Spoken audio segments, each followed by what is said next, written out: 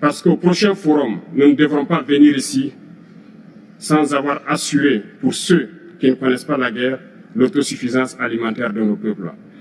Nous devons prendre l'expérience de ceux qui ont pu déjà atteindre cela en Afrique, tisser de bonnes relations ici et tisser de meilleures relations avec la Fédération de Russie pour pouvoir assouvir les besoins de nos populations.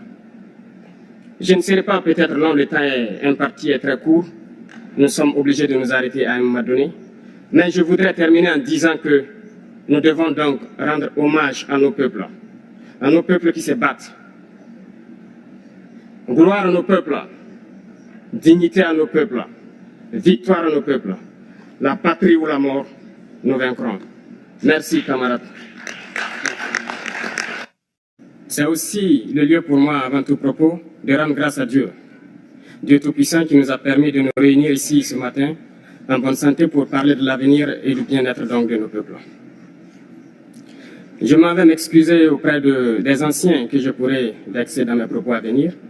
Africanité oblige, les droits d'aînesse, je me dois de m'excuser.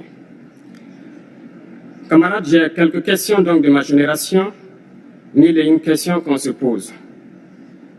Mais nous n'avons pas de réponse. Et il se trouve qu'ici, nous pouvons laver donc notre linge sale parce qu'on se sent en famille.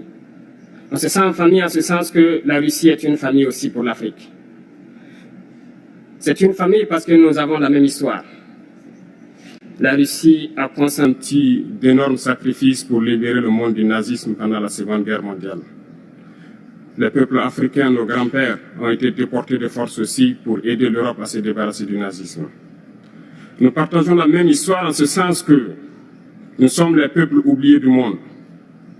Qu'ils soient dans les livres d'histoire, dans les documentaires ou films, on tend donc à balayer le rôle prépondérant qu'a joué la Russie et de l'Afrique dans cette lutte contre le nazisme. Nous sommes ensemble parce que actuellement nous sommes là pour parler de l'avenir de nos peuples, de ce qui va advenir demain, de ce monde libre auquel nous aspirons, de ce monde sans ingérence dans nos affaires internes. Nous avons les mêmes perspectives et je souhaite que ce sommet soit l'occasion donc de pouvoir tisser de très bonnes relations en vue d'un meilleur avenir de nos peuples. Les questions que mes générations se posent sont les suivantes, si je peux me résumer, c'est de ne pas comprendre comment l'Afrique, avec tant de richesses sur notre sol, avec une nature généreuse, de l'eau, du soleil en abondance, l'Afrique est aujourd'hui le continent le plus pauvre. L'Afrique est un continent affamé. Et comment se fait-il que les chefs d'État traversent donc le monde à mendier? Voici des questions que nous nous posons et que nous n'avons pas de réponse jusque-là. Nous avons l'occasion de tisser de nouvelles relations. Et j'espère que ces relations puissent être les meilleures pour donner un meilleur avenir à nos peuples. Ma génération me charge aussi de dire que, par ce fait de pauvreté, ils sont obligés de traverser l'océan pour essayer de rallier l'Europe. Ils meurent dans l'océan. Mais que prochainement, ils n'iront pas traverser parce qu'ils viendront devant nos palais pour chercher leur pitance quotidienne. Pour ce qui concerne le Burkina Faso, aujourd'hui, nous sommes confrontés depuis plus de 8 ans à la forme de manifestation la plus barbare, la plus violente du néocolonialisme, de l'impérialisme. L'esclavage qu'on tend encore à nous imposer. Nos dévanciers nous ont bien appris une chose.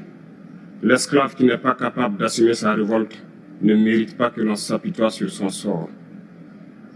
Nous ne nous apitoyons pas sur nos sorts, on ne demande pas que quelqu'un s'apitoie sur notre sort.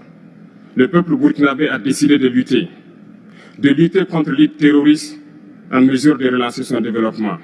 Dans cette lutte, des vaillants peuples, des vaillantes populations se sont engagées à prendre les armes face au terrorisme, ceux que nous avons affectueusement appelés les VDP, des volontaires. Nous sommes surpris de voir les impérialistes traiter ces VDP de milices et de tout type. C'est décevant, parce qu'en Europe, lorsque des peuples prennent les armes pour défendre leur patrie, on les traite de patriotes. Nos grands-pères ont été déportés pour sauver l'Europe. Ce n'était pas avec leur consentement, contre leur gré.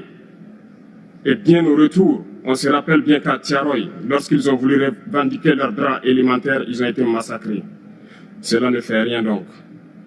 Lorsque nous, peuple, nous décidons de nous défendre, on nous traite de milices. Mais là n'est pas le problème. Ce qui est le problème, c'est de voir des chefs d'État africains qui n'apportent rien à ces peuples qui se battent,